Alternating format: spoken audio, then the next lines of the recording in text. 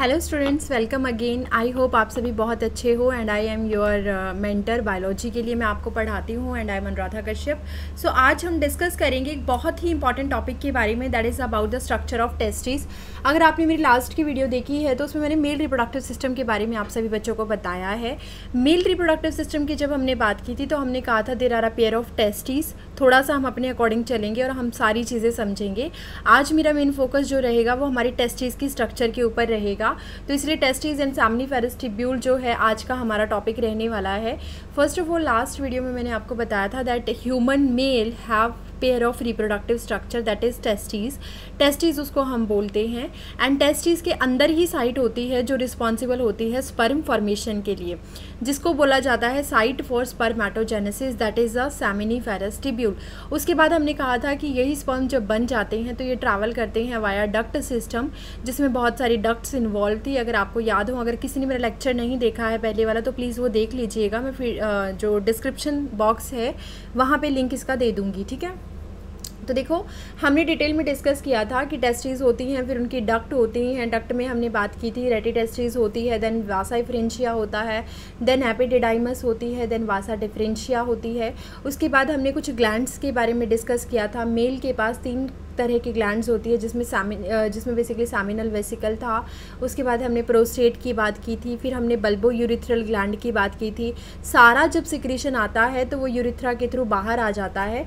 वही यूरिथ्रा जिसकी through mail की बॉडी से जो यूरिन होता है यूरिनरी ब्लैडर का, वो भी बाहर आता है। तो इस चीज़ के लिए हम बोल देते हैं कि जो मेल का यूरिथ्रा होता है that is a common passage for urine as well as gametic composition, that's why it is known as urinogenital tract. लेकिन ये बात तो थी पूरी ओवरऑल हमने बात की थी जब मेल रिप्रोडक्टिव सिस्टम की बात की थी, जब हमने कहा था कि वो पेल्विक गर्डल में होता है मेल रिप्रोडक्टिव सिस्टम। लेकिन when we talk about a kind of testis, जब हम सिर्फ टेस्टिस की बात करते हैं तो ये आपके लिए डिटेल्ड स्ट्रक्चर मैंने बताई है टेस्टिस की। आज इस टॉपिक पे जो भी चीज़ें सामने हैं वो सारी मैं 1 बाय 1 डिस्कस करूँगी एंड आई होप ये आपको बहुत अच्छे से समझ में आ जाएंगी। आप बस एक कंसिस्टेंसी के साथ मुझे आराम से सुनना और अपना पेन पेपर लेकर के बैठ जाओ। और अगर एनसीईआरटी ले रखी है तो एनसीईआरटी में आप आराम से इसको लेबल कर सकते हो, राइट। तो चलिए स्टार्ट करते हैं। फर्स्ट ऑफ ऑल मैं आपको बताती हूँ कि टेस्टिस होती क्या है। तो देखिए स्टूडेंट्स, टेस्टिस बेसिकली एक ऐसी साइट होती है जहाँ पे जो स्पर्म होते हैं मेल के, उनका फॉर्मेशन होता है। तो यहाँ पे आपके लिए डायग्राम मैंने बनाया है। लास्ट वाले डायग्राम में, जब लास्ट डायग्राम हमने देखा था तो उसमें शायद हो सकता है कुछ बच्चों को क्लियर ना हुआ हो, बट आज के डायग्राम में हर चीज़ आपको बहुत अच्छे से क्लियर हो जाएगी। मैं यहाँ पे अलग से आपके लिए थोड़ा सा बना देती हूँ ताकि समझ में आए। तो देखिए होता क्या है, मेल के पास टेस्टिस होती है ना। टेस्टिस कैसी होती है? ये होती है आपके पास ओवल इन शेप, जिसका डायामीटर अलग होता है और जिसकी लेंथ अलग होती है, जिसकी ब्रेड्थ अलग होती है। लेंथ की बात करें तो 4 to 5 सेंटीमीटर होती है, ब्रेड्थ की बात करते हैं तो 2 to 3 सेंटीमीटर होती है। ये ओवल शेप की होती है आपके पास जो टेस्टिस होती है। अब टेस्टिस की अगर हम बात कर रहे हैं तो इसके अंदर कुछ लोब्यूल्स होते हैं। इन लोब्यूल्स को बोला जाता है टेस्टिक्युलर लोब्यूल। बहुत डिटेल में मैं बताऊँगी आपको स्ट्रक्चर के अंदर, लेकिन अभी जो बहुत सुपरफिशियल चीज़ें हैं वो मैं आपको समझा देती हूँ। तो ये जो लोब्यूल्स बने हुए हैं, इन लोब्यूल्स को हम बोलते हैं टेस्टिक्युलर लोब्यूल। ये वो लोब्यूल होते हैं जो आपके पास क्या रखते हैं, अपने अंदर रखते हैं सेमिनीफेरस ट्यूब्यूल। ये हाईली कॉइल्ड स्ट्रक्चर जो मैंने बनाई है this is known as seminiferous tubule. इसका नंबर कितना हो सकता है? It can be 1, it can be 2, it can be 3, ठीक है। टेस्टिक्युलर लोब्यूल की जब हम बात करते हैं तो ये कितने हो सकते हैं? They can up to 250 to 300 in a single testis. Clear. अब टेस्टिस के पास आपको कुछ लेयर्स देखने को मिलती हैं। लेयर्स की जब हम बात करते हैं तो सबसे बाहर की लेयर होती है, टेस्टिस के सबसे बाहर की लेयर होती है जिसका नाम होता है tunica vaginalis. This is known as tunica vaginalis, ठीक है। ट्यूनिका वेजाइनैलिस 2 पार्ट में होती है। एक होती है आपके पास जो बिल्कुल बाहर की है, उसको आप बोलते हो पैराइटल ट्यूनिका वेजाइनैलिस, यानी कि ये वाली जो मैं बना रही हूँ सबसे आउटर लेयर, ये है पैराइटल ट्यूनिका वेजाइनैलिस। और जो अंदर की है, ये वाली अंदर वाली ग्रीन है, इसको मैं बोलूँगी विज़रल ट्यूनिका वेजाइनालिस, ठीक है। उसके बाद यहाँ पे जब आप देखोगे तो ये अंदर वाला, इसको हम दूसरे कलर से रिप्रेजेंट कर लेते हैं, चलो रेड से करती हूँ। तो जो ऑरेंज वाले के नीचे मैं बना रही हूँ ये वाला, ये एरिया आपका कवर होता है एक कनेक्टिव टिश्यू से जिसको हम बोलते हैं ट्यूनिका एल्ब्यूजीनिया। फाइब्रस कनेक्टिव टिश्यू होता है, दिस इज़ ट्यूनिका एल्ब्यूजीनिया। तो मिडल लेयर हो गई ट्यूनिका एल्ब्यूजीनिया की।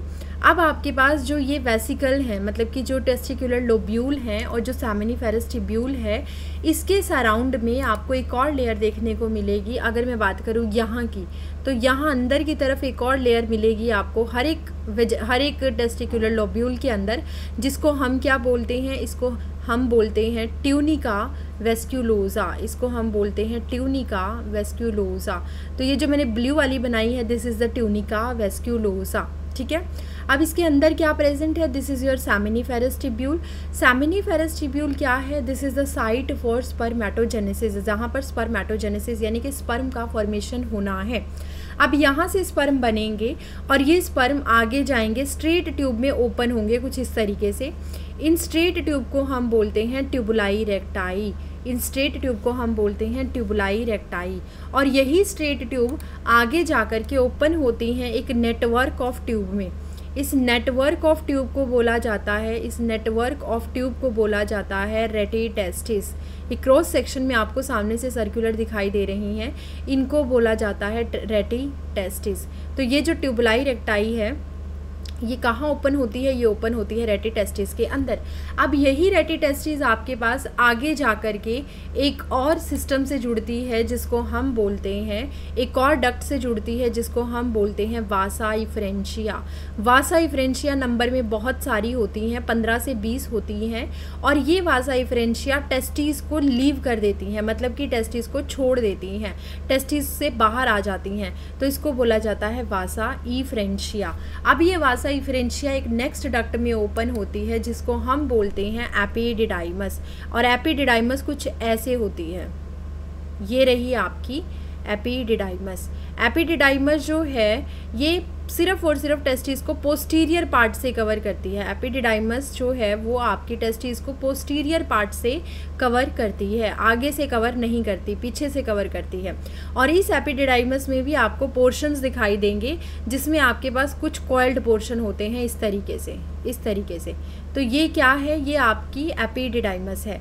एपिडिडाइमस को 3 पार्ट में डिफरेंशिएट किया गया है। अगर एपिडिडाइमस के हेड वाले पोर्शन की बात करते हैं तो इसको बोला जाता है कैपुट। अगर एपिडिडाइमस के मिडल पोर्शन की बात करते हैं तो उसको बोला जाता है कॉर्पस। और अगर एपिडिडाइमस के सबसे लास्ट वाले यानी टेल वाले पोर्शन की बात करते हैं तो इसको बोला जाता है कोडा। यानी कि क्या क्या हो गया, कैपुट, कॉर्पस, कोडा। कैपुट क्या था, हेड था, कॉर्पस क्या था, मिडल पीस था, और कोडा क्या था, टेल थी। इसके बाद यही टेल जाएगी और ओपन होगी एक और डक्ट में जिसको हम बोलते हैं वासा डिफरेंशिया। इसको हम बोलते हैं vasa deferentia. This is your vasa differentia. Vasa deferentia जो होती है ये पेल्विक गर्डल को छोड़ देती है, लोअर एब्डोमिनल रीजन को छोड़ देती है। और कहाँ पहुँच जाती है, ये पहुँच जाती है आपके पास एब्डोमिनल रीजन में। लेकिन जब ये रिलीज़ होती है यहाँ से तो एक कैनाल के थ्रू ये बाहर जाती है। उस कैनाल का नाम होता है inguinal canal. There is a canal which is known as inguinal canal. Inguinal canal, inguinal canal एक ऐसी कैनाल है जो आपकी जो वासा डिफरेंशिया है, वासा डिफरेंशिया इस कैनाल के थ्रू बाहर जाती है, ठीक है। इस कैनाल के थ्रू जब वो बाहर जाती है तो इसके साथ साथ और भी बहुत सारी चीज़ें बाहर जाती हैं। जैसे कि इंग्वाइनल कैनाल से कुछ चीज़ें बाहर जाती हैं और कुछ चीज़ें टेस्टिस की तरफ आती हैं। ऊपर है एब्डोमिनल कैविटी एंड नीचे है लोअर एब्डोमिनल रीजन। ऊपर है एब्डोमिनल रीजन, नीचे है जहाँ पे टेस्टिस है ये है आपका लोअर एब्डोमिनल रीजन। तो ये जो इंग्वाइनल कैनाल मैंने येलो कलर की बनाई है, इस इंग्वाइनल कैनाल में से कुछ चीज़ें अंदर आएंगी, कहाँ पर, लोअर एब्डोमिनल रीजन में। और कुछ चीज़ें जो हैं वो बाहर जाएंगी, कहाँ पर जाएंगी, एब्डोमिनल रीजन में। तो मेनली अगर देखा जाए तो वासा डिफरेंशिया यहाँ से बाहर जाती है, यानी वो एब्डोमिनल रीजन में जाती है। और साथ में ब्लड वेसल्स इसके अंदर आती हैं। इसके अलावा ब्लड वेसल्स में आर्टरी हो गई, वेन हो गई, ये सब अंदर एंट्री करते हैं। उसके अलावा यहाँ पे लिम्फ वेसल्स एंट्री करते हैं। उसके अलावा यहाँ पे नर्व्स भी एंट्री करते हैं। तो बेसिकली एक इंग्वाइनल कैनाल में एक रोड लाइक स्ट्रक्चर बन जाती है। एक ऐसा तारों का ग्रुप होता है, जैसे वायर्स का ग्रुप होता है, वैसा एक ग्रुप बन जाता है। उसको हम बोलते हैं spermatic cord, that is known as spermatic cord. अब ये जो वासा डिफरेंशिया है ये ऊपर जाएगी और ऊपर जा कर के कॉयल होगी किसके अराउंड में, यहाँ से ये ऊपर जाएगी और ऊपर आपका कौन बैठा हुआ है, ऊपर बैठा हुआ है आपका urinary bladder. This is known as urinary bladder. अभी इस यूरिनरी ब्लैडर से निकलता है यूरिथ्रा। तो ये जो आपकी यूरिटर हैं वो यहाँ पर यूरिन लेकर के आते हैं। अगर आपने मेरी लास्ट वीडियो देखी है तो उसमें आपको समझ आएगा। ये यूरिटर लेके आते हैं यूरिन, और जो आपकी वासा डिफरेंशिया होती है, ये वासा डिफरेंशिया यूरिटर को लूप करती है। यूरिटर के ऊपर से जाएगी और यूरिटर को लूप करते हुए नीचे आएगी इस तरीके से ही यहाँ से भी आएगी। तो यूरिटर को लूप करते हुए ये आती है और लूप करके फाइनली ये आपकी ओपन होती है एक ग्लैंड के अंदर, जिसको हम बोलते हैं सेमिनल वेसिकल। तो आई होप आपको ये क्लियर हो गया होगा। ये है इसकी ग्लैंड जिसको हम बोलते हैं सेमिनल वेसिकल। ठीक है, दिस इज़ अ ग्लैंड जहाँ पे आपके पास ये ओपन होती है। एंड फिर एक कॉमन डक्ट आती है जिसको हम बोलते हैं जैकुलेटरी डक्ट, और फाइनली वो आपकी ओपन हो जाती है इस यूरिथ्रा के अंदर। तो इस तरीके से हमारे पास सारी चीज़ें आती हैं। आई होप ये चीज़ क्लियर हुई होगी। अब ये चीज़ मैं आपको यहाँ से समझाने की कोशिश करूँगी, ध्यान से देखना एक बार प्लीज़। देखो यहाँ पर हम हाईलाइट चूज़ कर लेते हैं ताकि आपको सारी चीज़ें बहुत अच्छे से समझ में आएँ। Give me 1 second. अब देखो सबसे पहले मैंने क्या बात की, मैंने कहा कि मैंने कहा कि हमारे पास यहाँ से शुरू करेंगे। टेस्टिस की बात करते हैं। तो स्ट्रक्चर ऑफ टेस्टिस की जब आप बात करते हो तो इसमें स्ट्रक्चर में सबसे पहले कैसी होती है, ये ओवल शेप की होती है। मुझे कलर चूज़ करने दो। स्ट्रक्चर ऑफ टेस्टिस की जब हम बात करते हैं तो ये ओवल होती हैं, पिंकिश इन कलर होती हैं, पेयर्ड होती हैं, मतलब कि 2 होंगी नंबर में। और क्या प्रोड्यूस करती हैं, ये प्रोड्यूस करती हैं स्पर्म एंड टेस्टोस्टेरोन। यानी टेस्टिस ही प्राइमरी सेक्स ऑर्गन होता है जो स्पर्म भी बनवाता है, मेल गैमेट भी बनवाता है, और दूसरा कुछ हार्मोन भी बनवाता है। इसके अलावा this is the primary sex organ. And जो टेस्टिस होती है वो मेल के एब्डोमिनल रीजन से बाहर होती है, लोअर एब्डोमिनल रीजन में होती है। किसके अंदर होती है, एक बैग लाइक स्ट्रक्चर के अंदर हैंगिंग होती है जिसको हम बोलते हैं स्क्रोटम। स्क्रोटम एक ऐसी स्ट्रक्चर है जो बेसिकली टेम्परेचर मेंटेन करके रखता है टेस्टिस का। अगर हमारी बॉडी का टेम्परेचर 37 डिग्री सेल्सियस है तो इतने टेम्परेचर पर स्पर्म का फॉर्मेशन नहीं हो सकता। अगर आपको स्पर्म का फॉर्मेशन करवाना है तो आपको टेम्परेचर को थोड़ा सा डाउन करना पड़ेगा। टेम्परेचर को कैसे डाउन करोगी, वो हमारे स्क्रोटम के अंदर रहता है। स्क्रोटम के अंदर आपको क्रीमेस्टर मसल्स मिलती हैं, स्क्रोटम के अंदर आपको डाल्टोज मसल्स मिलती हैं। वो काम करती हैं, जब वो कॉन्ट्रैक्ट करती हैं उस तरीके से वो बिहेव करती हैं कि जो आपका स्क्रोटम है उसका टेम्परेचर मेंटेन रहे, जो आपका 2 to 2.5 डिग्री सेल्सियस कम रहे आपकी बॉडी टेम्परेचर से। तो मेल के अंदर जो स्क्रोटम होता है that is a hanging structure जिसके अंदर टेस्टिस प्रेजेंट होगी। क्यों प्रेजेंट होगी, क्योंकि टेस्टिस में स्पर्म का फॉर्मेशन होना है। एंड जो स्पर्म होते हैं उनको बनाने के लिए टेम्परेचर थोड़ा सा कम चाहिए होता है। तो इसीलिए जो टेस्टिस हैं वो कहाँ पर आ जाएंगी, स्क्रोटम में आ जाएंगी। सस्पेंडेड होती हैं टेस्टिस इन स्क्रोटम, स्क्रोटम के अंदर सस्पेंड रहती हैं, धसी रहती हैं by spermatic cord. Spermatic cord is a group of cord, is a group of like tubes. बहुत सारी ट्यूब्स आपस में मिलके कोड की तरह एक्ट करती हैं। लोकेशन की जब आप बात करते हो तो हमारी जो मेल के अंदर टेस्टिस होती हैं, जब वो अपनी मदर के वॉर्म के अंदर होता है तो उस टाइम पर जब मदर को 7th मंथ होता है प्रेगनेंसी का, तो उस टाइम पर जो बेबी बॉय होता है उसकी टेस्टिस होती हैं। वो testis up to the 7th month of pregnancy, mother जब तक 7th मंथ की प्रेग्नेंट है तो जो टेस्टिस है मेल के अंदर वो उसके एब्डोमिनल रीजन के अंदर ही रहेगी, मतलब बाहर नहीं आती है, इंट्रा एब्डोमिनल ही रहती है। और जैसे ही 7th मंथ ख़त्म होता है, 8th मंथ के अंदर फीमेल आती है, तो उस कंडीशन में एक कैनाल होती है जिसको हम बोलते हैं इंग्वाइनल कैनाल, और उस इंग्वाइनल कैनाल के थ्रू एक्स्ट्रा एब्डोमिनल, मतलब कि जो टेस्टिस होती हैं वो डिसेंड कर जाती हैं स्क्रोटम के अंदर, एब्डोमेन से बाहर आ जाती हैं। इसको हम बोलते हैं एक्स्ट्रा एब्डोमिनल रीजन। और ये कहाँ आ जाती हैं, ये आ जाती हैं स्क्रोटम के अंदर, which is a sac like structure. क्यों आती हैं? क्योंकि स्क्रोटम में टेम्परेचर जो होता है वो 2.5 से 3 डिग्री सेल्सियस लोअर रहता है, lower temperature then 37 degree Celsius. और क्यों टेम्परेचर डाउन हमें चाहिए होता है? It is required for the spermatogenesis, क्योंकि स्पर्म का फॉर्मेशन करवाना है, इसलिए ये रिक्वायर्ड होता है। ठीक है, इस चीज़ को हम बोलते हैं thermoregulation. But some of the time क्या होता है, टेस्टीज फेल हो जाती हैं, स्क्रोटम के अंदर डिसेंड नहीं कर पाती हैं, and this condition is known as cryptorchidism. इसको हम बोलते हैं क्रिप्टोर्किडिज्म। एंड इसकी वजह से जो मेल होते हैं, अगर जब वो बेबी बॉय पैदा होते हैं तो वो क्या होते हैं, दे आर इनफर्टाइल, बिकॉज जो उनकी टेस्टीज है वो डिसेंड नहीं कर पाई स्क्रोटम में, और अगर वो डिसेंड नहीं कर पाई तो उनको ऐसा टेम्परेचर नहीं मिल पाया कि स्पर्म का फॉर्मेशन हो सके। और अगर स्पर्म का फॉर्मेशन नहीं हो पाएगा तो मेल जो होगा वो दैट इज़ डेफिनेटली इनफर्टाइल ही होगा। इसको ट्रीट कैसे कर सकते हो? That is corrected by orchiopexy. There is a treatment जिसको हम बोलते हैं ऑर्कियोपैक्सी, एंड बाय ऑर्कियोपैक्सी जो इनफर्टिलिटी होती है उसको ट्रीट किया जा सकता है। ठीक है, अब हम बात करेंगे डिटेल्ड स्ट्रक्चर ऑफ टेस्टीज, जो कि सिंगल की हम बात करेंगे। तो यहाँ पे समझो होती कैसे हैं। मुझे दूसरा कलर चूज़ कर लेने दीजिए, अब देखते हैं। ओके, देखो सबसे पहले मैंने टेस्टीज़ के बारे में आपको कहा कि टेस्टीज़ जो होती है ये आपकी ओवल शेप की होती है ना। तो ये आपकी टेस्टीज़ है, और इस टेस्टीज़ की मैंने 3 लेयर आपको बताई हैं। 3 लेयर में अगर हम, एक मिनट, ओके, इसको ऐसे ही समझते हैं क्योंकि थोड़ा सा लेयर का इशू हो जाएगा फिर। देखो सबसे पहले जो ब्लू कलर की लेयर है, ये वाली लेयर, इस लेयर को हम बोलते हैं कि ये टेस्टीज़ है कंप्लीट। अब इस टेस्टीज़ के बाहर वाली लेयर को देखो, ये वाली लेयर, इसको मैं बोलती हूँ बाहर वाली लेयर को, ओके, बाहर वाली लेयर को बोला जाता है tunica vaginalis. This is known as tunica vaginalis. होती कैसी है? This is a double layer, जैसे मैंने यहाँ पे बताया था। ये कैसी थी? ये थी parietal tunica vaginalis, parietal, okay, this is your parietal tunica vaginalis. ठीक है, ट्यूनिका वेजाइनालिस। और ये जो अंदर वाली थी, this is your visceral tunica vaginalis, visceral tunica vaginalis. Clear हो गया? तो ये डबल लेयर होती है। तो यही चीज़ यहाँ पे लिखी है कि टेस्टीज जो है that is your primary sex organ, 4 to 5 centimetre long, 2 to 5 centimetre wide, 3 centimetre thick होता है, और 10 to 15 ग्राम होती है ईच टेस्टिस, हर एक टेस्टिस। अब इसके बाद आप अंदर चलो, ये ब्लू वाली टेस्टिस की हमने आउटर लेयर बनाई थी, और ऑरेंज वाली जो है दैट इज़ द ट्यूनिका वेजाइनालिस, जो 2 लेयर में कवर है।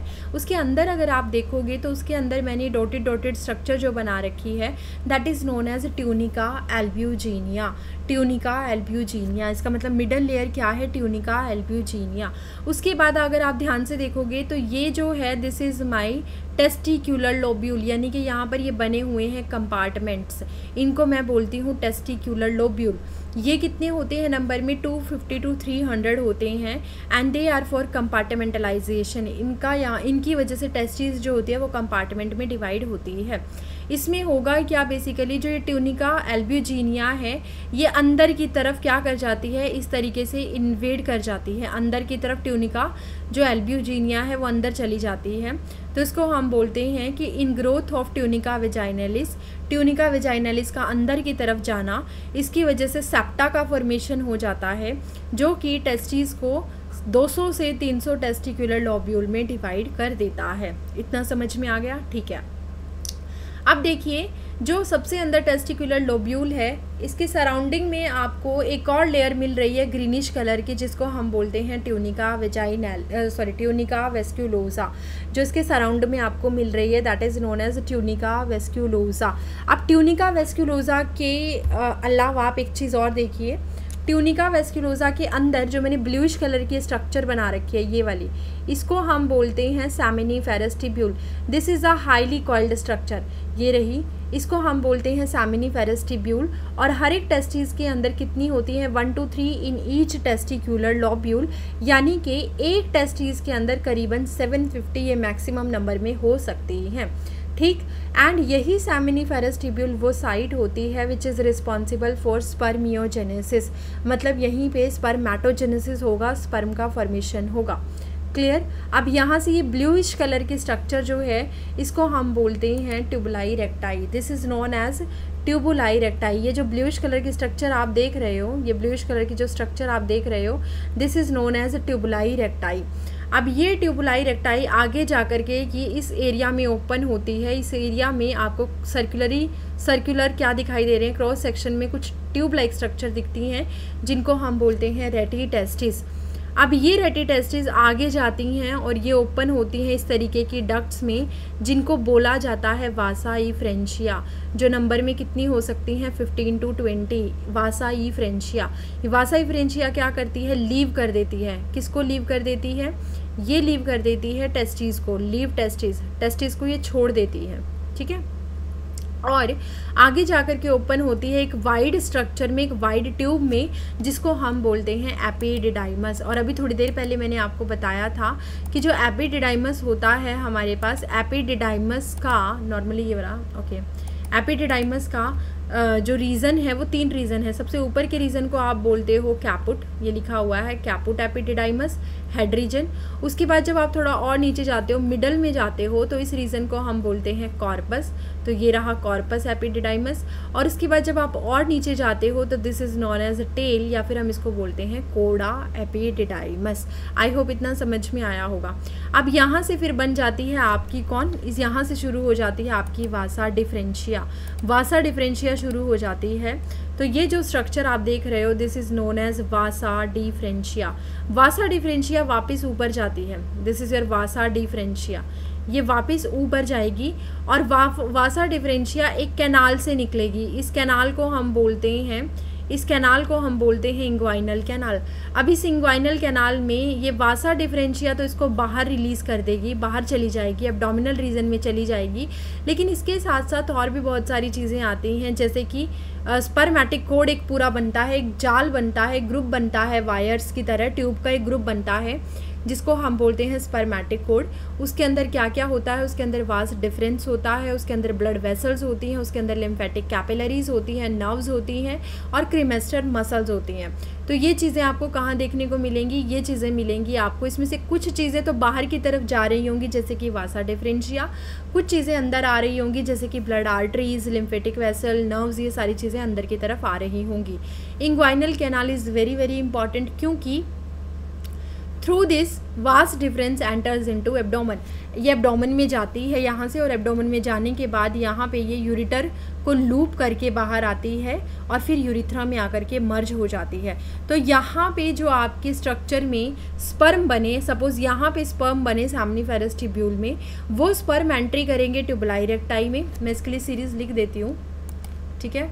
तो यहाँ पे सीरीज़ हम लिखते हैं। तो मैंने क्या बताया आपको कि सबसे पहले टेस्टीज़ में हमने टेस्टिकुलर लोब्यूल की बात की। टेस्टिकुलर लोब्यूल में थे सेमिनीफेरस ट्यूब्यूल, है ना, यहाँ पे थे सेमिनीफेरस ट्यूब्यूल। 1 से 3 होते हैं एक लोब्यूल के अंदर, और लोब्यूल का नंबर है 250 से 300 के अराउंड।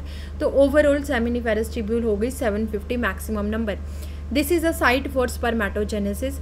यहाँ पे स्पर्म बने और स्पर्म्स यहाँ से ट्रैवल करके कहाँ चले गए, ये चले गए ट्यूबुलाई रेक्टाई में, जो कि आपकी एनसीईआरटी में नहीं दिया हुआ है, बट ट्यूबुलाई रेक्टाई के अंदर जाते हैं, which are the straight tube. उसके बाद ये ओपन होते हैं रेटी टेस्टीज़ में, और रेटी टेस्टीज़ में ओपन होने के बाद ये आपके पास जाते हैं वासा इफ्रेंशिया में, वासा इफ्रेंशिया में।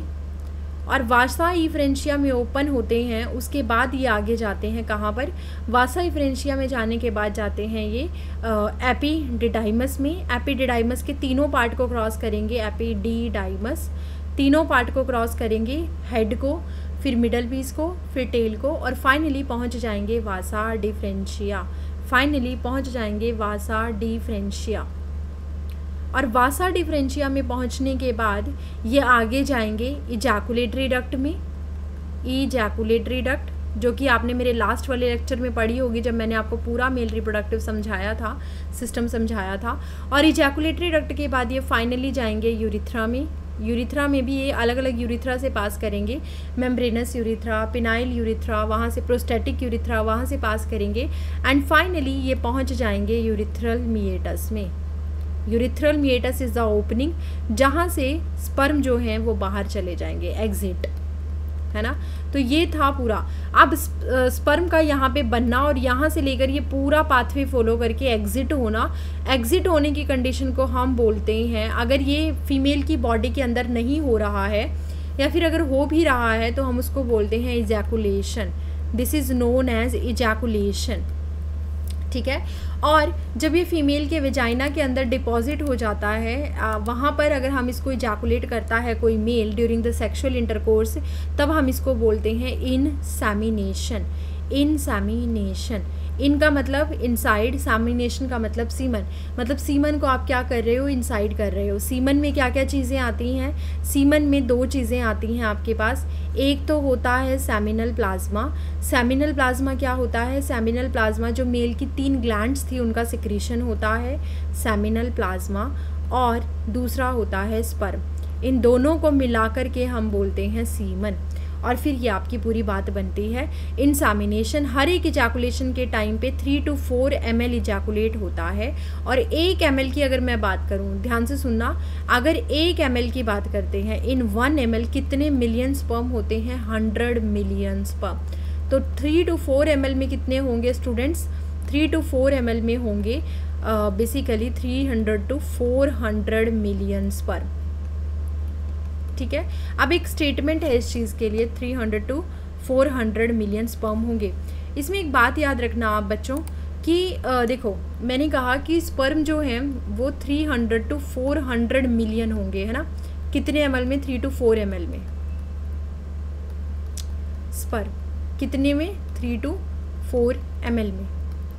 अब हम अगर बात करें इतने सारे स्पर्म में से अगर कोई मेल को फर्टाइल होना है तो उसके लिए क्या क्या क्राइटेरिया होना चाहिए? फर्टाइल मेल के लिए ये याद रखना आप, फर्टाइल मेल वही होगा जिसके अंदर इन जितना भी स्पर्म है उसका 60% जो होगा, उसमें स्पर्म के पास 60% स्पर्म जो है उनके पास नॉर्मल शेप एंड साइज़ होना चाहिए। Normal shape and size, normal shape and size, ठीक है।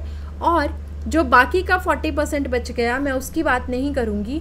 जो इसी 60 का 40% होगा, इसी 60% का जो 40% होगा, उतने स्पर्म के पास क्या होना चाहिए? इतने सारे स्पर्म्स के पास विग्रस मोटिलिटी होनी चाहिए। विग्रस का मतलब होता है बहुत ज़्यादा, बहुत स्पीड पे मोटिलिटी होनी चाहिए। विग्रस मोटिलिटी होनी चाहिए ताकि वो फीमेल के रिप्रोडक्टिव ट्रैक्ट में मूव कर सकें, और जब वहाँ पे वो जाएंगे, मूव करेंगे, तभी तो फर्टिलाइजेशन पॉसिबल होगा ना। तो इसीलिए out of the 60% 40% sperm should show vigorous motility. Vigorous motility होगी तभी आगे की चीज़ें पॉसिबल होंगी। तो आई होप आपको सेमिनी स्ट्रक्चर जो है टेस्टिस का बहुत अच्छे से समझ में आया है ना। अब हम थोड़ी सी बात करेंगे सेमिनिफेरस ट्यूब्यूल की। मतलब now we are going to talk about this structure जो सबसे अंदर की तरफ बनी हुई थी, ये वाली, ये हाईली कॉल्ड स्ट्रक्चर जो है, मैं इसको जूम इन कर रही हूँ। और जब मैं इसको जूम इन करूँगी तो आपके पास इसका कट सेक्शन आएगा। कट सेक्शन की जब हम बात करते हैं तो वो आपको गोल दिखाई देगा इस तरीके से, ठीक है। तो इस सेमिनिफेरस ट्यूब्यूल को अब जब हम बात करेंगे तो इस सेमिनिफेरस ट्यूब्यूल को कट करने पे गोल दिखाई दे रहा है, और गोल दिखाई देता है तो आपको इसके अंदर की सेल्स पढ़नी है। इसके अंदर आपको डिफरेंट तरह की सेल्स मिलेंगी, वो सेल्स आपको स्टडी करनी है। कुछ सेल्स होंगी छोटी और कुछ सेल्स होंगी कुछ सेल्स होंगी बड़ी और कुछ होंगी छोटी, है ना, इस तरीके से। तो ये चीज़ें हमें स्टडी करनी है कि छोटी सेल का काम क्या होता है और बड़ी सेल का काम क्या होता है। और सेंटर में जो खाली स्पेस है इसको हम बोलते हैं lumen. This is known as lumen. और एक बात याद रखना, हमने शुरू से ही कहा है कि seminiferous tubule is a site for spermatogenesis. मतलब यहाँ पे कोई तो सेल्स हैं जो स्पर्मेटोजेनेसिस करवाएंगी, जो स्पर्म का फॉर्मेशन करवाएंगी। तो चलिए देखते हैं। देखो सेमिनिफेरस ट्यूब्यूल आपकी स्क्रीन पे आपको इस तरीके से दिखाई दे रहा है। I hope it is visible to you. Seminiferous tubule की बात करते हैं तो this is the unit of testis which is also known as a site for spermatogenesis. इसको स्पर्मेटोजेनेसिस की साइट भी बोला जाता है। कितनी होती है एक टेस्टिस के अंदर? आपको ये 1 से 3 देखने को मिल जाएंगी आराम से, 1 to 3 in each testicular lobule. ये वही है, ध्यान से सुन लो, ये वही चीज़ है जो आपकी ओवरी के अंदर इस तरीके के मैंने लोब्यूल बनाए थे और उनके अंदर जो मैंने स्ट्रक्चर बनाई थी हाईली कॉल्ड, ये वाली, इस हाईली कॉइल्ड स्ट्रक्चर को जब मैंने कट किया है तो मुझे ये गोल दिखाई दे रही है, एंड जब ये गोल दिखाई दे रही है तो आपको कुछ इस तरीके की ये सेल्स दिखाई देंगी। ये है आपकी पूरी एक सेमिनिफेरस ट्यूब्यूल, और इस सेमिनिफेरस ट्यूब्यूल में दो तरह की सेल्स दिखाई दे रही हैं। एक तो आपको दिख रही है बड़े वाली सेल, ये वाली जो कोलामनर शेप की हैं, थोड़ी सी बड़ी हैं, एंड ये है क्या, basically this is the transverse section of seminiferous tubule. तो ये बड़े वाली सेल्स जो हैं इनका नाम होता है बच्चों सर्टोली सेल। इन बड़े वाली सेल्स का नाम होता है सर्टोली सेल। मैं लिख देती हूँ आपके लिए, this is known as Sertoli cell. ठीक है, इसी को हम नर्स सेल भी बोलते हैं और इसी को हम सस्टेंटाकुलर सेल्स भी बोलते हैं, बताऊंगी इसके बारे में। उसके अलावा आपके पास और भी सेल्स हैं जो कि छोटी छोटी हैं, क्यूब लाइक हैं, इस तरीके से फ्लैट सी हैं, क्यूबॉइडल हैं। इनको हम बोलते हैं जर्मिनल एपिथेलियम। इनको हम बोलते हैं जर्मिनल एपिथेलियम। समझ में आई बात? तो this is your germ cells, cuboidal cells, cube shape की होती हैं और इनको हम बोलते हैं जर्मिनल या जर्म सेल्स। ठीक है, तो एक सेमिनिफेरस ट्यूब्यूल में दो तरह की सेल्स हैं, एक तो है बड़े वाली और एक है छोटे वाली। जो बड़े वाली है उनको बोला गया सर्टोली सेल, और जो छोटे वाली हैं उसको बोला गया जर्म सेल्स। अब हम बात करेंगे आगे की, तो देखो इस वाली स्ट्रक्चर को ध्यान से सुनो। यहाँ पे क्या हुआ है, ये बड़े वाली सेल है। मैं एक काम करती हूँ, आपको ना थोड़ा सा अलग से समझा देती हूँ। चलो यहीं पे समझते हैं। पहले तो हम काम समझेंगे सर्टोली सेल का। ये मैंने सर्टोली सेल बनाई है आपके लिए।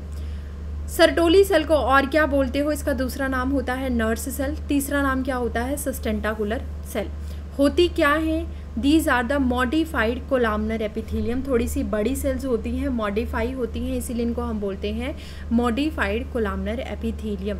इनका काम क्या होता है, इनका काम होता है स्पर्म जो हैं उनको नरिशमेंट देना, provide nourishment to sperm. Sperm जो होंगे, जो मैच्योर होने लगेंगे, तो इमेच्योर स्पर्म को ये न्यूट्रिशन देती हैं, जिसको हम बोलते हैं, इसीलिए हमने इसको क्या बोला था, नर्स सेल बोला था, इसीलिए हमने इसको मदर सेल भी बोला था। ठीक है, उसके अलावा सर्टोली सेल और भी कुछ काम करता है। एक तो ये काम करता है एंटी मुलेरियन फैक्टर। मैं यहाँ लिख देती हूँ ना, सर्टोली सेल के फंक्शन लिख देती हूँ ताकि आपको चीज़ें समझ में आए। तो जब हम बात कर रहे हैं सर्टोली सेल की, तो इसके कुछ फंक्शन हैं। पहला फंक्शन तो क्या करती है, ये नरिशमेंट देती है। पहला फंक्शन तो है जो इमेच्योर स्पर्म हैं उनको ये नरिश करेगी, नरिशमेंट देगी, नरिशमेंट टू स्पर्म। ठीक, पहला काम। दूसरा काम क्या होगा, ये आपके पास एंटी मुलेरियन फैक्टर रिलीज़ करती है, AMF हम उसको बोलते हैं, एंटी मुलेरियन फैक्टर। होता क्या है नॉर्मली, देखो जब बच्चा एम्ब्रियोनिक स्टेज में होता है तो उसके पास एक डक्ट होती है। ये डक्ट दो तरीके से कन्वर्ट हो सकती है, या तो ये डक्ट बन सकती है आपके पास फीमेल की ओविडक्ट, या फिर ये डक्ट बन सकती है मेल की वासा डिफरेंशिया।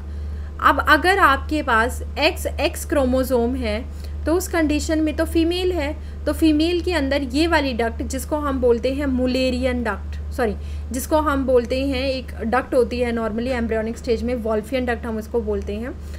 तो ये वाली डक्ट क्या करती है, ये वाली डक्ट के दो फेट होते हैं, या तो ये ओविडक्ट बन सकती है फीमेल के लिए, या फिर ये बन सकती है वासा डिफरेंशिया मेल के लिए। डिपेंड करता है हार्मोन के ऊपर, और डिपेंड करता है एक फैक्टर के अंदर जिसको हम बोलते हैं मुलेरियन फैक्टर।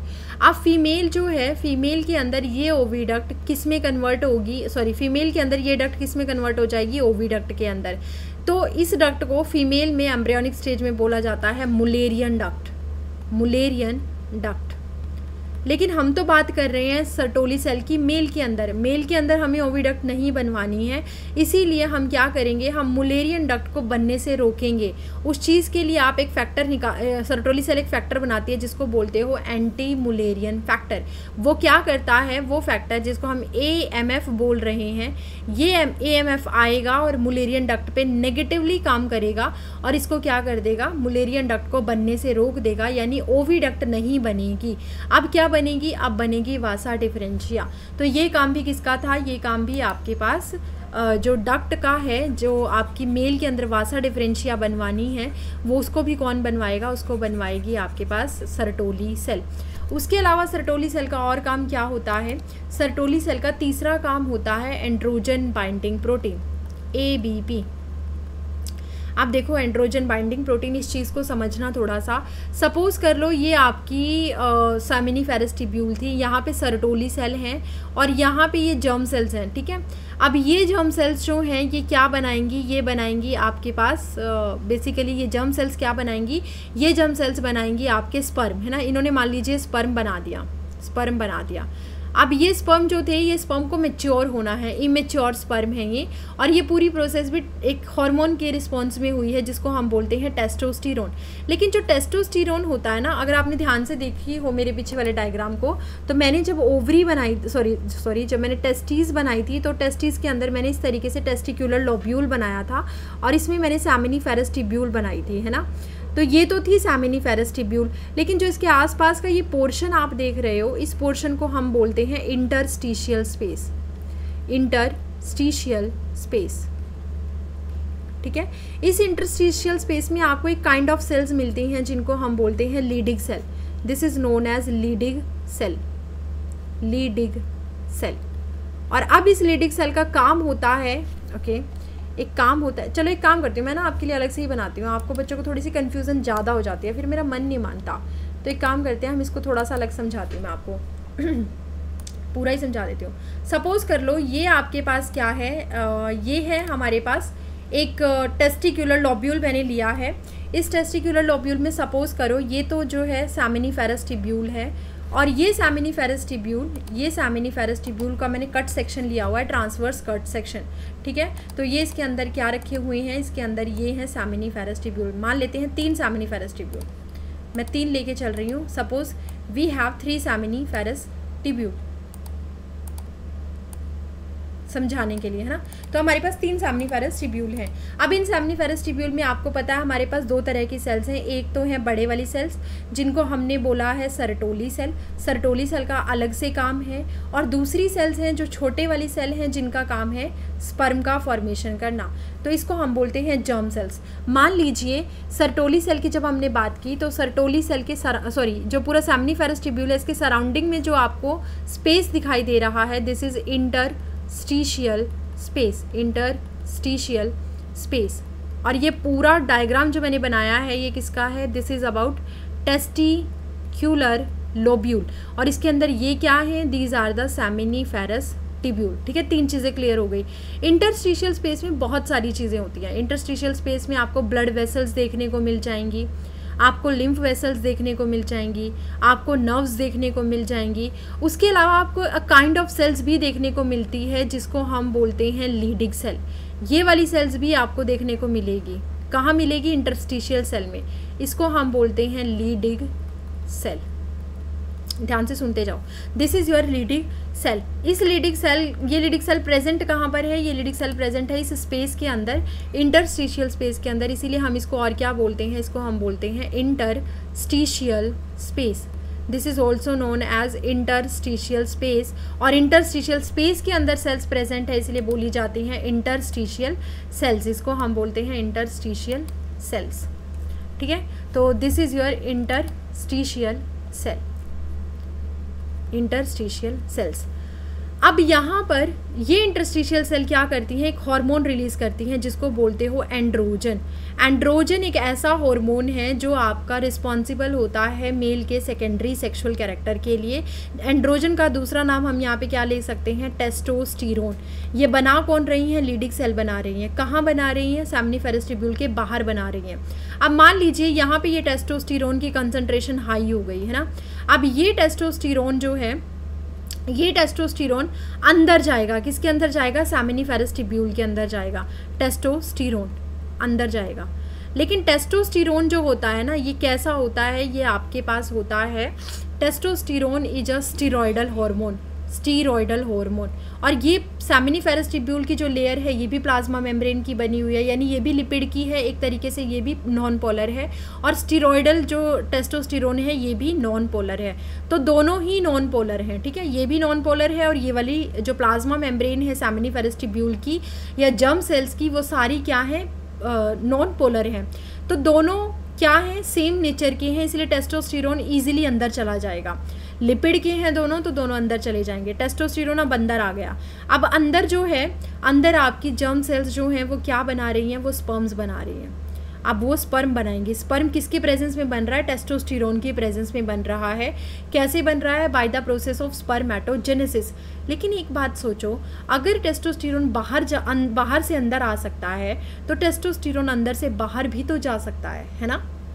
तो इसीलिए यहाँ पे जो सेमिनिफेरस ट्यूब्यूल थी, जो सर्टोली सेल्स थी, उन्होंने एक फैक्टर रिलीज़ किया जिसको हम बोलते हैं ABP। इसका नाम है एंड्रोजन बाइंडिंग प्रोटीन। अब ये क्या करेगा? जैसे ही टेस्टोस्टेरोन बाहर से यहाँ से अंदर आया, अब अंदर आने वाले टेस्टोस्टेरोन के ऊपर ये प्रोटीन को ऐड कर देगा। अब ये टेस्टोस्टेरोन बाहर से अंदर तो आ सकता है लेकिन अंदर से बाहर नहीं जा सकता, क्योंकि अगर ये अंदर से बाहर से अंदर आ रहा था तो विच इज़ रिक्वायर्ड, जो आपको स्पर्म बनाने के लिए ज़रूरी था। लेकिन अगर ये अंदर से बाहर चला जाता तो स्पर्म कैसे बनते? टेस्टोस्टेरोन तो इम्पॉर्टेंट था ना, तो ये बाहर चला जाता तो कैसे स्पर्म बनते? इसीलिए इसको अंदर रोके रखने के लिए सर्टोली सेल ने एक फैक्टर रिलीज़ किया, एंड्रोजन बाइंडिंग प्रोटीन। एंड्रोजन मतलब टेस्टोस्टेरोन की बात हो रही है, इसके साथ जुड़ने वाला एक प्रोटीन जो उसको जोड़ के रखेगा। अब आपके पास जो टेस्टोस्टेरोन है वो अंदर तो आ सकता है लेकिन वो बाहर नहीं जा सकता, इसीलिए अब स्पर्मेटोजेनेसिस ईजिली कैरी होगी। तो यहाँ पे जो सर्टोली सेल्स हैं, ये वाली सर्टोली सेल्स, इनका मैंने आपको फंक्शन बता दिया। सर्टोली सेल्स नरिशमेंट का काम करती हैं, एंटी मुलेरियन फैक्टर रिलीज़ करती हैं जो कि मुलेरियन डक्ट को बनने नहीं देखती। मुलेरियन डक्ट आगे चल कर के ओविडक्ट बनाती है, बट हमने तो फीमेल की बात करनी नहीं है, हम तो मेल की बात कर रहे हैं। तो मेल में ओविडक्ट नहीं होती है, मेल में वासा डिफरेंशिया होती है, इसीलिए यहाँ से रिलीज़ होता है AMF एंटी मुलेरियन फैक्टर, जो किसको प्रमोट करता है? जो मुलेरियन डक्ट को बनने से रोकता है और जो प्रमोट करता है वासा डिफरेंशिया के बनने को, वासा डिफरेंशिया के बनने को प्रमोट करता है। ठीक है।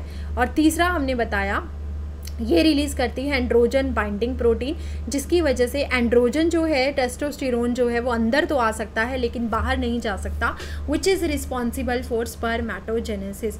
आई होप ये चीज़ समझ में आई होगी। तो यहाँ पे वही चीज़ लिखी है मैंने कि AMF के लिए अगर हम बात करें तो देखो, सर्टोली सेल्स की बात हो रही थी, मॉडिफाइड कोलामनर एपिथेलियम है, नरिशमेंट देती है, एंटी मुलेरियन फैक्टर होता है। होता क्या है? एम्ब्रियोनिक डेवलपमेंट के टाइम पे AMF एंटी मुलेरियन फैक्टर जो होता है वो मुलेरियन डक्ट को रोक देता है। अब मुलेरियन डक्ट नहीं बनेगी तो ओविडक्ट नहीं बनेगी, इसीलिए वीमेन रिप्रोडक्टिव सिस्टम बंद हो जाता है बनना, क्योंकि ये इनहिबिट कर देता है। लेकिन ये एंटी मुलेरियन फैक्टर प्रमोट किसको करता है? वोल्फियन डक्ट को। Wolffian duct man reproductive system के लिए इंपॉर्टेंट होती है, क्योंकि ये आगे चल के क्या बनाएगी? वासा डिफरेंशिया बनाएगी। ये आगे चल के बनाएगी वासा डिफरेंशिया। समझ में आ गया? Which is very very important. अब देखो, सर्टोली सेल का और काम क्या होता है? ये ब्लड ब्रेन बैरियर, सॉरी यहाँ पे ब्रेन नहीं आएगा, यहाँ पे आएगी टेस्टिस। ये किसकी तरह काम करती है? Blood testis barrier. अब यहाँ पे ध्यान से सुनो, अगर ये आपका ब्लड है या सॉरी ये आपकी टेस्टिस है, तो टेस्टिस के सराउंडिंग में बहुत सारी ब्लड वेसल्स होती हैं, अंदर भी होती हैं। तो बहुत सारी चीज़ें जो है ना, वो ब्लड के थ्रू बहुत सारे इन्फेक्शियस पार्टिकल अंदर जा सकते हैं, या फिर यहाँ पे जो ब्लड वेसल्स हैं वो अंदर जा सकती हैं। उस चीज़ को रोकने का काम कौन करता है? सेमिनिफेरस। उस चीज़ को रोकने का काम करता है सर्टोली सेल। सर्टोली सेल यहाँ पर आपके पास एक इस तरीके की चीज़ें रिलीज़ करता है कि वो ब्लड में जितना भी इन्फेक्शियस पार्टिकल है उसको अंदर आने से रोकेगा। इसीलिए हम इसको बोलते हैं कि ये ब्लड टेस्टिस बैरियर की तरह काम करती हैं सर्टोली सेल। अब यहाँ पे अगर ब्लड था और इसमें कोई इन्फेक्शियस पार्टिकल था तो वो टेस्टिस के अंदर नहीं जा पाएगा, या फिर यहाँ पे कोई ब्लड वेसल्स थी तो इसने कुछ फैक्टर रिलीज़ किए, उन फैक्टर की वजह से जो टेस्टिस हैं, जो ब्लड है, वहाँ से इन्फेक्शियस पार्टिकल टेस्टिस के अंदर नहीं जा सकता। तो ये काम होता है ब्लड टेस्टिस बैरियर का। ठीक। उसके अलावा ये और क्या करती हैं? ये आपके पास SMF भी रिलीज़ करती हैं। SMF होता है स्पर्म मैच्योरिंग फैक्टर, यानी जो स्पर्म को मैच्योर करता है वो फैक्टर भी ये रिलीज़ करती हैं। और ये फाइनली एक इनहिबिन प्रोडक्ट, एक इनहिबिन हार्मोन को भी रिलीज़ करती हैं। जैसे ही टेस्टोस्टेरोन बहुत ज़्यादा होना शुरू हो जाता है अमाउंट में, तो सर्टोली सेल नेगेटिव फीडबैक देती हैं आपके हाइपोथैलेमस को कि तुम अब टेस्टोस्टेरोन बनाना बंद कर दो। इस चीज़ के लिए जो हार्मोन रिस्पॉन्सिबल होता है दैट इज़ इनहिबिन। ठीक है। इनहिबिन क्या करेगा? It decreases the production of GnRH, gonadotrophin releasing hormone. इस चीज़ को ये रोक देता है। उसके बाद मैंने कहा कि मैंने पूरा ही बनाया हुआ है, एक्चुअली 3 सेमनीफेरस ट्यूब्यूल है, जो वाइट वाला पूरा पोर्शन बना रखा है, this is the interstitial area. इस इंटरस्टिशियल एरिया में आपको मिलेगी लीडिक सेल, जो मैंने अभी बताया, और इसी को हम इंटरस्टिशियल सेल्स भी बोलते हैं। इनका काम क्या होता है, दे सिक्रीट एंड्रोजन, एंड्रोजन को ही आप मेनली टेस्टोस्टेरोन बोल सकते हो। और किस तरीके से ये बनाती हैं, कोलेस्ट्रॉल को यूज़ करती हैं और फिर टेस्टोस्टेरोन बनाती हैं। Testosterone is responsible for spermatogenesis. और यही चीज़ मैंने आपको कही थी कि टेस्टोस्टेरोन स्टेरॉयडल इन नेचर होता है, तो वो अंदर तो जा सकता है लेकिन अंदर से वो बाहर भी आ सकता है। इस चीज़ को रोकने के लिए सर्टोली सेल ने ऑलरेडी एक एंड्रोजन बाइंडिंग प्रोटीन बना करके रखी हुई होती है। ये एंड्रोजन बाइंडिंग प्रोटीन जाकर के अटैच हो जाती है इसके साथ, और अब जो टेस्टोस्टेरोन है वो बाहर नहीं आ पाता, और इसकी वजह से जो ये जर्म सेल्स हैं इनसे क्या बनने शुरू हो जाते हैं, इनसे स्पर्म बनने शुरू हो जाते हैं, ठीक है, विच इज़ योर स्पर्मेटोजेनेसिस। लिखा भी हुआ है कि androgen binding protein bind with testosterone and testosterone can not go outside, so it's concentration increase inside seminiferous tubule which is required for spermatogenesis. लेकिन अगर टेस्टोस्टेरोन की कंसंट्रेशन बहुत ज़्यादा हो जाती है तो सर्टोली सेल एक हार्मोन रिलीज़ करती है जिसको बोलते हो इनहिबिन। वो आपके हाइपोथैलेमस को सिग्नल देता है कि अब आगे के हार्मोन बनाना बंद कर दो। इसी तरह सर्टोली सेल एक और फैक्टर रिलीज़ करती है जिसको हम बोलते हैं एनाफेज प्रमोटिंग कॉम्प्लेक्स, जो आगे जाकर के नॉर्मली फीमेल के अंदर अगर हम देखें तो ये oogenesis के लिए रिस्पॉन्सिबल होता है, बट मेल में भी कहीं ना कहीं ये स्पर्मेटोजेनेसिस करवाता है। तो इसको अभी के लिए आप क्या करते हो, छोड़ दो, अभी आपको ये याद नहीं करना है, ठीक है। तो this is the basement membrane जो सराउंड में आपको दिख रही है। उसके अलावा जब हमने यहाँ पे बात की थी इस इंटरस्टिशियल स्पेस में जहाँ पे लीडिक सेल थी, यहाँ पे आपको एक और काइंड की सेल्स भी देखने को मिलती हैं। उन सेल्स को हम बोलते हैं इम्यूनो कॉम्पिटेंट सेल। इनको हम बोलते हैं immunocompetent cell. Immunocompetent cells का काम क्या होता है, इम्यूनो यानी इम्यूनिटी से फाइट करने वाली, इम्यूनो कॉम्पिटेंट, अगर कोई पैथोजन आ गया तो उससे रोक देती हैं, उसको आपकी बॉडी में नहीं, आपकी टेस्टिस में एंट्री नहीं करने देती, इम्यूनिटी प्रोवाइड करवाती हैं। तो हम इसको बोलते हैं immunocompetent cell. I hope ये समझ में आया होगा, ठीक है। अब यहाँ पर ये रही immunocompetent cell which is a kind of type of WBC। अब हमारे पास बचा है ये वाली लेयर जो मैंने ये अंदर की तरफ बना रखी है। तो इस लेयर की बात मैं यहाँ पे करूँगी। देखो यहाँ पे क्या था, सपोज कर लेते हैं ये सेमिनिफेरस ट्यूब्यूल की सर्टोली सेल है जिसने 4-5 काम किए हैं आपके लिए। ये पूरा इंटरस्टिशियल एरिया है जिसमें आपको काफ़ी सारी चीज़ें मिलेंगी, लीडिक सेल मिलेगी, एंड्रोजन मिलेगा, टेस्टोस्टेरोन होगा जो वो एंड्रोजन आपका रिस्पॉन्सिबल है स्पर्मेटोजेनेसिस के लिए। लेकिन हमारा जो मेन रोल है अभी के लिए वो क्या है, we are discussing about these cells जिनको हम बोलते हैं जर्म सेल्स। ये हैं आपकी जर्म सेल्स जो मैं आपकी क्यूबॉइडल शेप की बना रही हूँ, ठीक है। थोड़ा सा इसको लिख लेते हैं इस तरीके से। सबसे पहले थी जर्म सेल। जर्म सेल्स के बारे में हम बात करेंगे, मैंने एक अलग से टॉपिक बनाऊंगी, अलग से टॉपिक है मेरा स्पर्मेटोजेनेसिस का, वहाँ पे मैं प्रॉपर समझाऊंगी। बस इतना याद रखना कि इसमें बहुत सारे चेंज होंगे। जर्म सेल से स्पर्मेटोगोनिया बनेगी एंड इस स्पर्मेटोगोनिया से बनेंगे प्राइमरी oocyte। अभी के लिए बहुत इजी वे में समझा रही हूँ। स्पर्मेटोगोनिया से बनेंगे primary oocyte, sorry primary spermatocyte, primary spermatocyte, और इस प्राइमरी स्पर्मेटोसाइट से बनेगी सेकेंडरी स्पर्मेटोसाइट। इसको अलग से समझाऊंगी आपको पूरा वीडियो में। सेकेंडरी स्पर्मेटोसाइट एंड फाइनली ये सेकेंडरी स्पर्मेटोसाइट से आपके पास क्या बन जाएंगे, स्पर्मेटिड। स्पर्मेटिड गोल होते हैं, सर्कुलर इन शेप होते हैं और इनसे आपके बनेंगे स्पर्म। तो ये पूरी प्रोसेस थी, स्पर्म बोल दो, स्पर्मेटोजोआ बोल दो, तो ये स्पर्म बनेंगे एंड इस पूरी प्रोसेस को हम बोलते हैं spermatogenesis. This is known as spermatogenesis. और ये स्पर्मेटोजेनेसिस किसके अंदर हुई है, ये जर्म सेल्स के थ्रू बनी है और हुई है सेमिनिफेरस ट्यूब्यूल के अंदर। इसीलिए हमने कहा था seminiferous tubule is the site of sperm formation और स्पर्म सिंथेसिस, ठीक है, स्पर्मेटोजेनेसिस। तो यहाँ पे यही चीज़ मैंने दिखाई है। ये जो स्काई ब्लू वाली है this is the germinal epithelium. Germinal epithelium में से स्पर्मेटोगोनिया बनेंगी और यही स्पर्मेटोगोनिया क्या होती हैं, basically germinal epithelium modified cuboidal epithelium होती हैं। ये कोलामनर थी, ये क्यूबॉइडल होती हैं एंड ये मियोसिस भी परफॉर्म करती हैं, मतलब रिडक्शनल डिवीज़न इसके अंदर होगी। यही जर्म सेल्स आगे जा कर के क्या देंगी, आपको स्पर्म्स देंगी। होता कैसे है थोड़ा सा यहाँ समझ लो। यही जो जर्म सेल्स हैं जर्मिनल एपिथीलियम है, स्काई ब्लू कलर में मैंने बना रखी हैं। उसके बाद ऑरेंज कलर वाली पहली लेयर जो है इसको बोलोगे स्पर्मेटोगोनिया, जो डिप्लॉयड होता है। उसके बाद ब्लू वाला जो देख रहे हो this is your primary spermatocyte. उसके बाद फिर से आपका पिंक कलर में जो दिखाई दे रहा है that is the secondary spermatocyte. जो प्राइमरी स्पर्मेटोसाइट है वो 2n है, जो सेकेंडरी स्पर्मेटोसाइट है वो 1n है, ठीक है। इसका मतलब यहाँ पे मियोसिस हुई होगी, रिडक्शनल डिवीज़न हुई होगी। एंड फाइनली जो आपको ये गोल गोल दिखाई दे रहे हैं दीज आर द स्पर्मेटिड, जो आपके क्या होते हैं 1n होते हैं और राउंड इन नेचर होते हैं। और फाइनली यहाँ से आपको मिल जाती है स्पर्मेटोसाइट या स्पर्म बोल दो या स्पर्मेटोजोआ बोल दो। ये कैसा होता है 1n ही नेचर होता है। अब यही स्पर्मेटोजोआ अपने हेड को कहाँ पर इन्वेजिनेट कर लेते हैं, कहाँ पर एम्बेडेड कर देते हैं, सेमिनिफेरस सर्टोली सेल के अंदर इम्बेडेड कर देते हैं और यहाँ से न्यूट्रिशन लेना शुरू कर देते हैं। इस न्यूट्रिशन लेने की प्रोसेस से की वजह से ही हम क्या बोलते हैं कि जो सर्टोली सेल होती है वो नर्स सेल भी होती है, क्योंकि वो न्यूट्रिशन देती है। इसीलिए इसका हेड यहाँ पे एम्बेडेड रहेगा।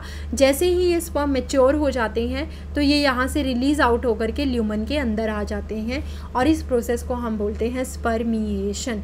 This process is known as spermiation. और पूरी प्रोसेस को बोला जाता है स्पर्मेटोजेनेसिस, जो कि कितना टाइम लेती है, करीबन 63 डेज़ लगते हैं मेल के अंदर आफ्टर प्यूबर्टी। 11 से 12 साल का जब वो होता है तो प्यूबर्टी के बाद स्पर्म के बनने में कितना टाइम लगता है, करीबन 63 डेज़ लगते हैं। तो आई होप आपको ये सारी चीज़ें समझ में आई होंगी कि एक ही टेस्टिक्यूलर लोब्यूल के अंदर सेमिनिफेरस ट्यूब्यूल होती है और ये सेमिनिफेरस ट्यूब्यूल के अंदर दो तरह की सेल्स होती हैं। एक सेल सर्टोली होती है, एक मेल जर्मिनल एपिथीलियम सेल्स होती हैं। सर्टोली कोलामनर होती हैं, जर्मिनल एपिथीलियम क्यूबॉइडल होती हैं। जर्मिनल एपिथीलियम का काम होता है स्पर्म को बनवाना और स्पर्म की केयर करना और स्पर्म के लिए डिफरेंट फैक्टर रिलीज़ करना, सेकेंडरी सेक्सुअल कैरेक्टर को मेंटेन करके रखना, वो सारा काम होता है सर्टोली सेल का। Secondary sexual character basically maintain किससे होती हैं, लीडिंग सेल से, क्योंकि लीडिंग सेल इंटरस्टिशियल सेल्स होती हैं, इंटरस्टिशियल स्पेस में होती हैं और ये एंड्रोजन और टेस्टोस्टेरोन सिक्रीट करती हैं। Testosterone is responsible for the secondary sexual character. Secondary sexual character में मतलब कि मेल के अंदर जो सेकेंडरी सेक्सुअल कैरेक्टर होंगे, जैसे उसकी वॉइस का हैवी हो जाना, एडम एप्पल्स का बन जाना, जो मोर प्रोमिनेंट होता है, थायराइड कार्टिलेज, मसल्स जो होती हैं, जो मस्कुलर शोल्डर होते हैं वो मस्कुलर हो जाना, थोड़ी सी हैवी बॉडी हो जाना, फिजिकली अगर उसको देखें तो स्ट्रॉन्ग हो जाना, पेनिस की एनलार्जमेंट हो जाना, उसके अलावा मेल की चेस्ट पे फेशियल हेयर आ जाना, ये सारी चीज़ें हो जाती हैं मेल के अंदर और थोड़ा सा एग्रेसिव नेचर हो जाता है। तो ये सारी चीज़ें क्या हैं, this is due to Leydig cell और टेस्टोस्टेरोन। तो आई होप स्टूडेंट्स आपको ये बहुत अच्छे से समझ में आया होगा जितना भी मैंने आज पढ़ाया है। किसी भी बच्चे को कोई भी डाउट हो तो प्लीज़ मुझे कमेंट सेक्शन में ज़रूर कमेंट कीजिए और सारे जो से प्रीवियस लेक्चर हैं वो सारे सबका डिस्क्रिप्शन में मैं आपको लिंक दे दूँगी। टेलीग्राम चैनल को ज्वाइन कर लीजिए। अगर आपको मुझसे कोई डिस्कशन करना है तो आप टेलीग्राम पे भी मुझे मैसेज कर सकते हैं, आप कमेंट सेक्शन में भी मैसेज कर सकते हैं, ठीक है। तो मिलते हैं बच्चों नेक्स्ट वीडियो में जहाँ पर मैं आपको पूरी स्पर्मेटोजेनेसिस समझाऊँगी। आई होप हम आगे प्रोसीड करेंगे अच्छे से। तो ठीक है, फिर टिल देन आप अच्छे से खाते पीते रहिए, हेल्दी रहिए और पढ़ाई करते रहिए। और अब तो आपका नीट का एग्ज़ाम जो है 25 में होगा। बहुत सारे बच्चों का पॉजिटिव रिज़ल्ट रहा है इस बार, तो होपफुली आगे के लिए भी हम बहुत अच्छे से प्रिपेयर करेंगे। मेरे कुछ स्टूडेंट जिनको मैंने पढ़ाया है they are also expecting very good marks, तो आई होप कि वो भी किसी अच्छे कॉलेज में ही जाएंगे। एंड ये चीज़ मुझे बहुत ज़्यादा मोटिवेट करती है। अगर आप चाहते हो कि आप मुझसे जुड़ना चाहते हो, किसी भी तरीके से ऑफलाइन जुड़ना चाहते हो, आई मीन दिल्ली, तो अगर कोई भी स्टूडेंट जुड़ना चाहता है तो वो मुझसे कनेक्ट कर सकता है, टेलीग्राम पे मैसेज कर सकता है। अगर आप ऑनलाइन जुड़ना चाहते हो तो ऑनलाइन के लिए भी मैंने एक कोलैबोरेशन में अभी मैंने स्टार्ट कर दिया है अपना पूरा सेशन देना, तो आप वहाँ पे भी मुझसे कनेक्ट कर सकते हो। मेरा बैच बन चुका है कुछ बच्चों के साथ, तो अगर आप एनरोल करना चाहते हो तो आप वहाँ पे भी एनरोल कर सकते हो। It's up to you. अगर आप लेक्चर लेक्चर जो है यूट्यूब से लेना चाहते हो तो आप वहाँ से भी ले सकते हो। बट प्लीज़ मुझे कमेंट करके बताइए कि आपको कौन कौन से टॉपिक पे वीडियो चाहिए। ह्यूमन रिप्रोडक्शन अभी हमने स्टार्ट किया हुआ है, बहुत सारे टॉपिक हैं, वो 1 बाय 1 कर रही हूँ मैं। जैसे ही ये कंप्लीट होगा मैं इसकी कंप्लीट प्लेलिस्ट बना दूँगी जहाँ पे आपको पूरा ह्यूमन रिप्रोडक्शन आराम से मिल जाएगा। 12th क्लास का ये चैप्टर है and I hope this is completely easy for you. ठीक है, बस आप मेरे साथ जुड़े रहिए। Thank you.